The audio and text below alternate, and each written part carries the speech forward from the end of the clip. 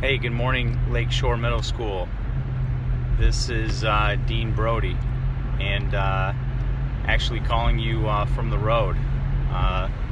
Made a commitment to Mr. Sweegles to get you guys a video talking a bit about integrity and SMART goals, and ran out of time, and I wanted to meet that commitment, so here we are. So it's about 7 a.m.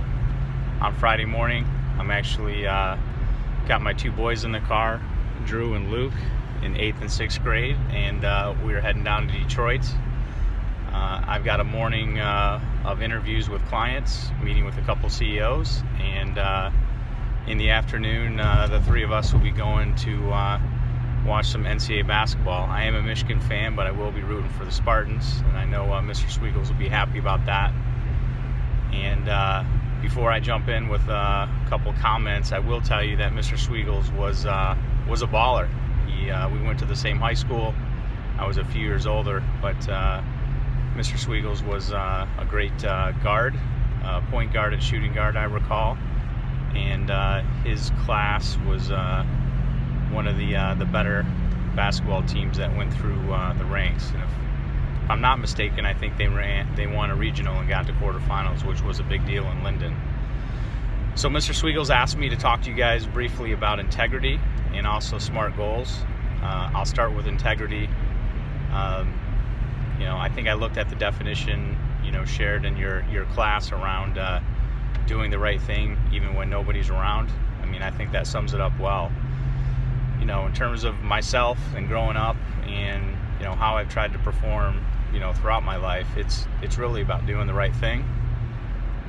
I've always told people doing the right thing is the easy decision for me, and that's about wanting to be able to go to bed at night and the ability to look in the mirror and to be comfortable with my actions. And one of the things that I've learned about integrity is it is a very hard thing to convince somebody that you are a person of integrity, but it is a very easy thing to lose. And once you lose it, in some cases it's gone forever. I work in kind of the big business world today, and every day, I'm faced with hard decisions. And when I make a decision, part of the test is, one, can I live with that decision myself? And two, could I defend that decision to everyone in my company and every one of my clients? And if I do that, then ends up making the decision very easy, quite frankly. As you go through high school, as you go through college, as you start to get into the business world, there will be hard decisions. And in many cases, what may feel like the easy answer will provide maybe an easier short-term outcome. But I really do press you to really think about doing the right thing, and can you live with that decision, and can you defend that decision to others in your circle. And again, I'll just say again, integrity and trust is a very hard thing to earn, but it is a very easy thing to lose, and once it's gone, it's gone. So we'll move over to goals.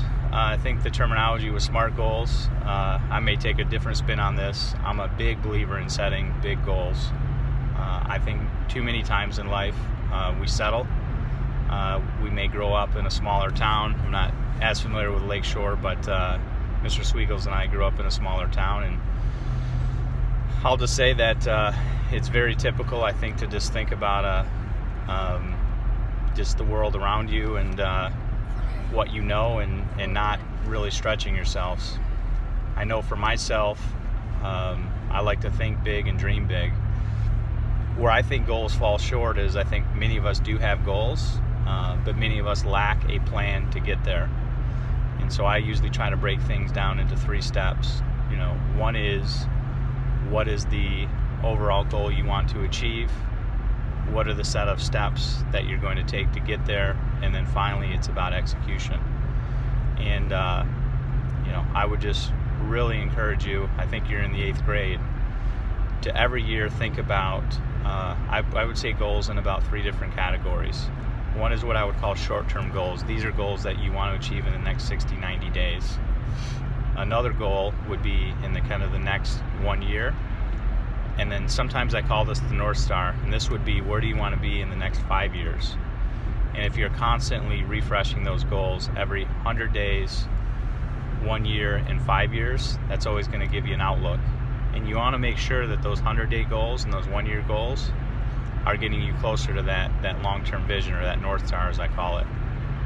And then finally, I'll leave you with an idea about how you can hold yourself accountable to your goals.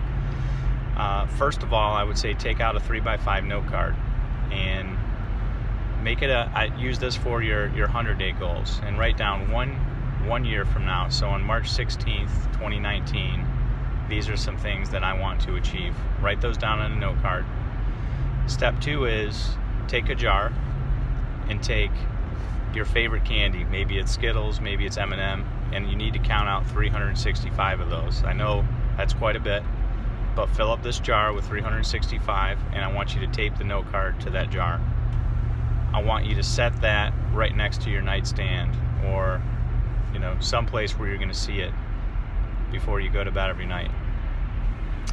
When you go to bed at night, I want you to take one of those M&Ms or Skittles or piece of candy out. I want you to eat it, and I want you to look at that note card, and I want you to ask yourself, what did you do that day to get closer to achieving your 1-year goal? What you're going to see is how precious time is, because over time you're going to see that jar get smaller and smaller, and it's going to give you a constant reminder that time is short, and so you have to act every day. And where are you going to be on March 16th, 2019, when there's only one piece of candy left in that jar? If you're doing actions every day towards those goals, I think you're going to achieve that goal. So I hope this was helpful. Very short notice. I guess I will say go Spartans from Mr. Sweegles, but ultimately we'll be go blue. And hope you guys have a great class today. Thanks. Bye.